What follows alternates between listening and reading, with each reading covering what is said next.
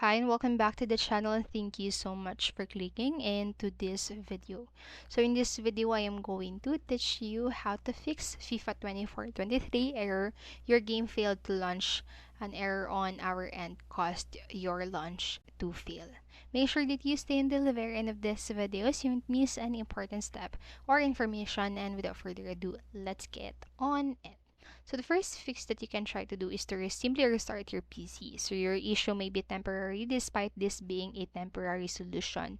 So it would be best if you restarted your PC and then restarted FIFA 23 before you tried any kind of fix that might affect some settings. So as a result, FIFA 23 should no longer display any launching error, and the next solution should be tried if the previous one does not work.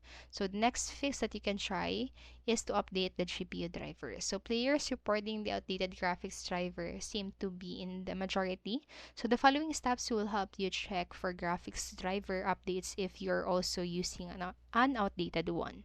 So first, just click Windows plus X key on your keyboard to open the quick link menu and go to the device manager, and then just double click the display adapters and click on to the dedicated graphics card you want to use, and then right click it. And you can then click onto the update driver and then click on automatically search for driver. So an update will be automatically downloaded and installed whenever it becomes available. So it is necessary to restart the computer for the changes to take effect.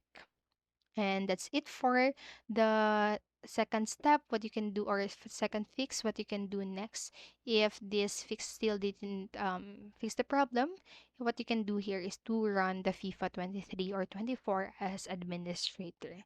So an application can be run as administrator as it can process more quickly on the computer. So you might want to try this out if you have FIFA 23's won't launch issue. So to get started, just follow these steps. So right click the FIFA 23 application and select properties, and select the compatibility section in the properties tab. So this is the compatibility section, and here check the box for run this program as administrator, but not the least, click on to the OK and the apply to apply the changes.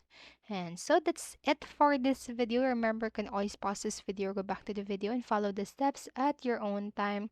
And I hope this helped you. And if it did, please make sure to like, subscribe, and hit notification bell button so you won't miss a video. Thank you so much for watching and have a great day. Bye bye.